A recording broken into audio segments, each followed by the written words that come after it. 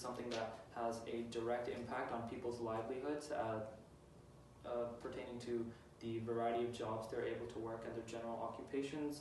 And this is something that concerns a variety of computational thinking applications and computational thinking techniques as they relate to automation.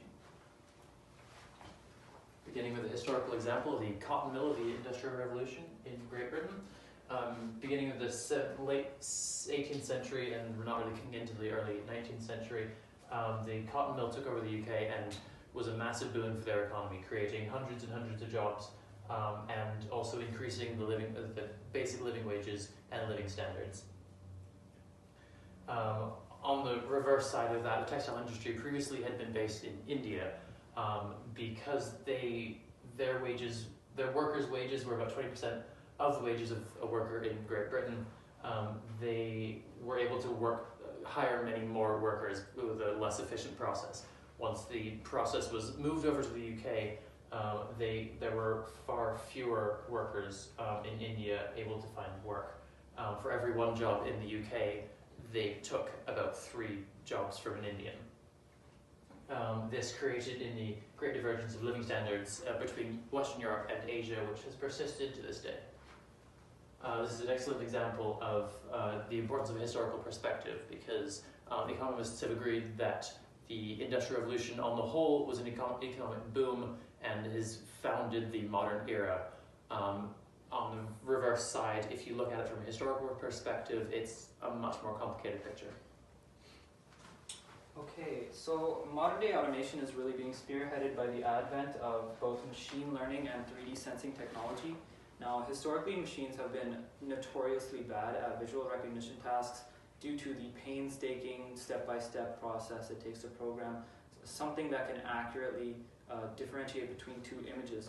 So machine learning is essentially a brute force trial and error method of solving this problem, and it eliminates this process of step-by-step painstakingly programming.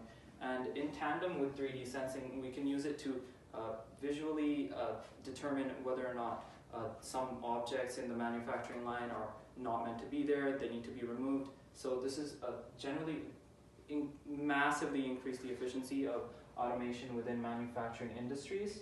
And how is this affecting people? So these are generally people, the people that are losing their jobs are generally people that are lower income and lower opportunity. So these are not the type of people that can afford to lose their jobs. And we'll get into that in a bit. But generally, for the average consumer and the corporation, this is a good thing because it reduces cost of manufacturing and it reduces cost of goods.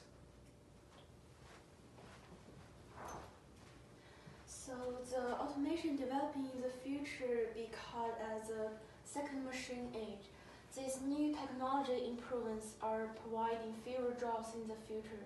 So we can predict that there will be a massive job losses. And in the next 2 decades, which will affect our economy dramatically. But if the effects are good or not depends on the speed of computing technology and the growth of productivity. The combination of human and machine makes a better work than on human itself or machine itself. And there are also some solution to cushion these changes to people, such as TAA and UBA, to make sure there's fewer workers are left behind by the second machine age. Okay, so what does this mean in conclusion? So generally, as we mentioned, these people that are losing their jobs are generally lower opportunity, lower income, and they can't take the time off to educate themselves to afford to do another job. So we need a policy in place generally to protect these people and give them the opportunity to succeed in the future.